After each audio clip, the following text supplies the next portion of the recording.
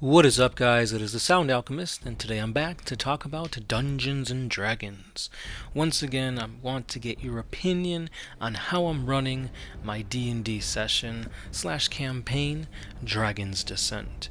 So the overall theme of my campaign is that there's some dragon gods and there's this virus going on, and it's up to the party to figure out what exactly is going on, how did this virus start, how they could end it, and there's a lot of things going on behind the scenes.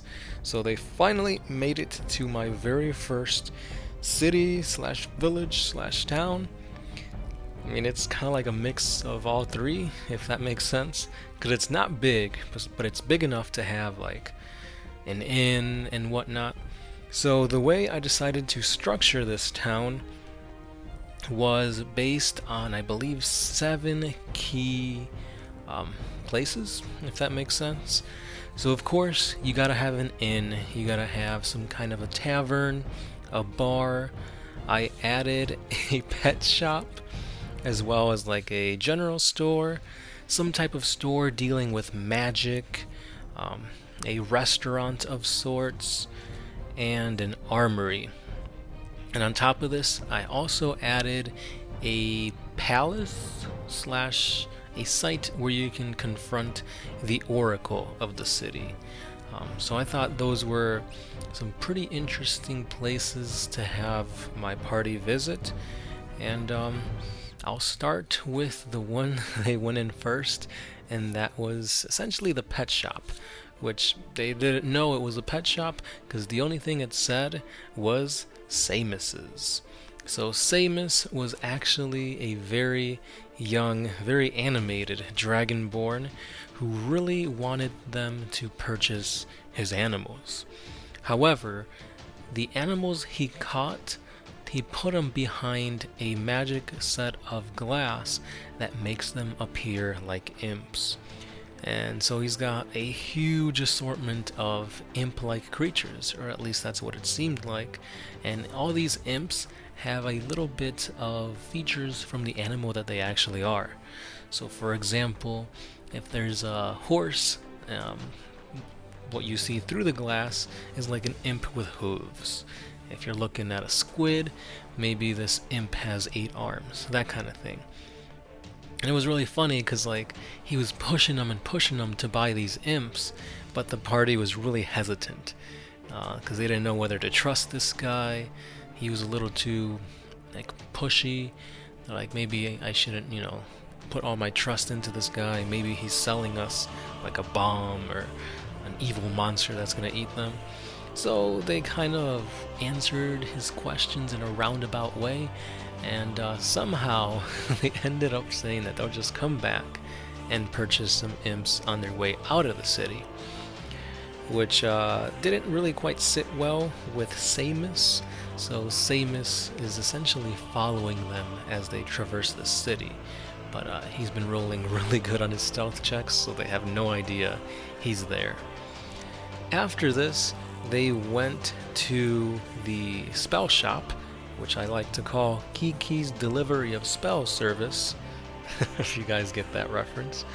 But anyway, this is a spell shop that is surrounded by Dragonborn soldiers. Inside, there's a very elderly Dragonborn wizard, or witch, whatever you want to call it. However, you notice that she has super thick glasses, so much so that she can barely see anything. However, she knew that these warriors were coming into her shop, so she said, "You 3 warriors are the saviors of this world. I trust that you are going to bring the land back to prosperity. So because of this," she says, "you can choose any spell in my books, free of charge. Just make sure that when you save the world, you say, 'I couldn't have done it without Kiki's spells.'" So essentially, it's a free advertisement. The thing is, though, since she has really horrible vision, her magic to grant spells relies on vision. So let's say one of the party members is like, "Oh, I want the fireball spell." Chances are they're not going to get it. So that's what I ended up doing with that character, and it was really fun because not just do they get a free spell from any class that they choose, there is a 50-50 chance that they don't get it, and no matter whatever spell they get, they only have a certain amount of uses. So let's say they roll a d20 and they roll like a 4. So you only have 4 charges to use that spell before it's gone. What they don't know is that Kiki's spells, she's not a powerful wizard or a witch. She is one nonetheless, but not very powerful. So as the day goes by, I will be rolling a d4, and that's how many charges are basically escaping. Her magic dissipating into the wild. So that was a pretty cool, interesting concept I had there. Grant the players an extra spell that they've always wanted, but maybe they didn't want a multi-class, or maybe they wanted to see, I hear Fireball is really good. Let me try it out before I actually get to that level and pick that spell. Next up, they ended up going to the shop known as Finders Keepers. This was a blacksmith that is essentially a retired warrior. He is a massive Dragonborn covered in scars all over, and he wields a massive blade. On one edge of the blade you have almost like an ice, almost like it's made out of ice, like this light bluish hue, and it's super sharp, while on the other edge there is a burning flame. So essentially it's a sword of fire and ice. And one of my characters, he's like, I'm gonna get that sword. However, he kind of backed off when I told him that every piece of armor, every weapon in the shop, which by the looks of it, there is an untold amount of weapons, armor, shields, that kind of thing, has been into his shop because that Dragonborn has killed the previous owners of those weapons. So a lot of these weapons, they've got nicks. Some of them still have the blood on there from his battles against the owners of the weapons. And if you look closely, there's a few severed hands still grabbing on to those weapons. So as you can see, the blacksmith who is in here is a crazy force of nature that chances are you can't take him on, especially because his weapon is a legendary weapon and it has a few charges that'll do some crazy ice and fire stuff. So I don't want to spoil it in case they're watching this, but I really liked creating that character. Just knowing that this warrior has killed countless people and has taken their weapons to sell is freaking hilarious for one, and it shows that he's a really badass. Moving on, I've got Trader Joe Jules, which is essentially a supermarket. You can buy adventurer's gear, you can buy rations, that kind of thing. And the third person to purchase something from this shop would win the lottery. Essentially, they get D20 pieces of gold. And it's funny because you could have the same person purchase 3 things and they could win the item. Or you could say, oh, I just need rope. And then the next person comes, oh, I just need a potion. And then the next person comes and it's like, oh, I just need this. Well, guess what? It's on the house and you get D20 pieces of gold. So that's pretty cool. Just something to reward the players for making it this far. And because the journey has been really grueling, countless battles, and you're fighting against demigods and whatnot, so I thought this city would be like a nice little reward to my players. Next up, I have the fish market called the Sizzler, which is a market where you can, well, it's not really a market, it's more of a restaurant where you can buy seafood. It is a 5-star restaurant, so it's very, very expensive, but pretty much when you eat here, it's like taking a long rest. Exhaustion goes away, you got a warm tummy, your hit points go back. So it's like a little refresher. And then we come to Caesareans Palace. This You see it looks kind of like a club from the outside. There's like a bodyguard standing by the door. But once you enter, you're greeted by a red light and heavy mist.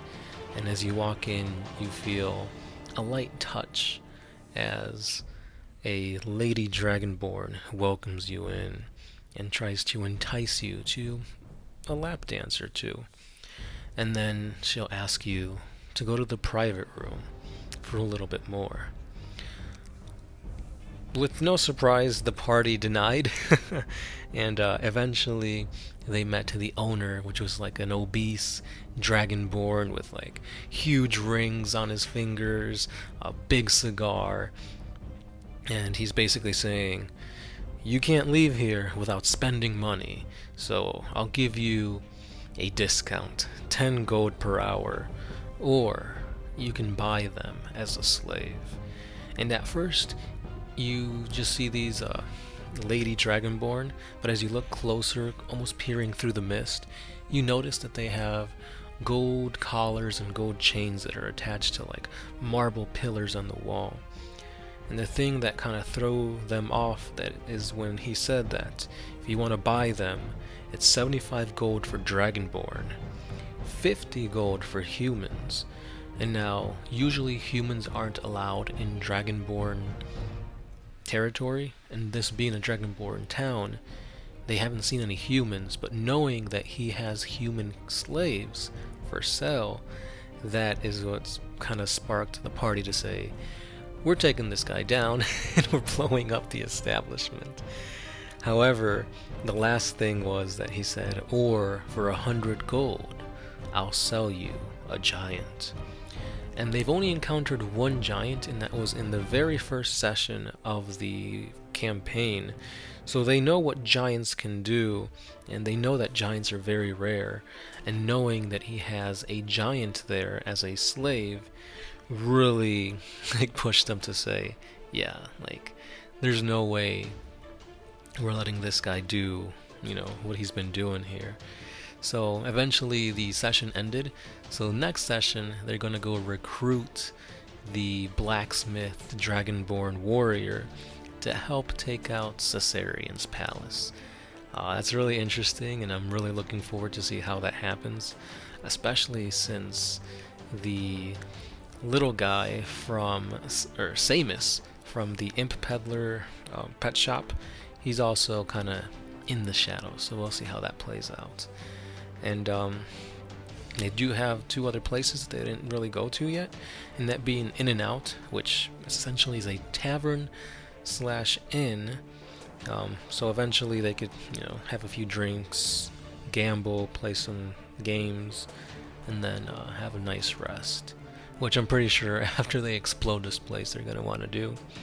And finally, they're going to be going to the main objective, the Oracle of the Sea of Endless Stars. So basically, this is where the Oracle will read their palms and kind of give them an insight as to what's going to happen, or what she believes is going to happen to them, whether it's tying up a loose end in their backstory, or maybe she kind of peers into the future and says, oh, Thunder Cleric, you're destined to wield the thunderbolts of Zeus, or something along those lines.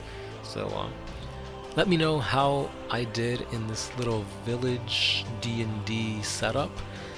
A lot of these things I ended up going to a pretty awesome website called D&D Speak, and there's like 100 different things you can do in a town. Like they say, oh, you have Millie's haberdashery, which obviously that was in Quentin Tarantino's, oh no, I'm blanking, what's it called? Hateful Eight movie. But yeah, check it out. It'll give you a lot of ideas to work with when creating a town. Again, it's D&D Speak. Really awesome website. And again, let me know how I did down in the comments. If you have any little tips and tricks you want to let me know, as I'm the DM, or something you guys really enjoyed when you entered a village or a city, I'll be glad to read it in the comments. And as always, guys, this has been the Sound Alchemist, part of One Mind Syndicate, and I'll catch you in the next video.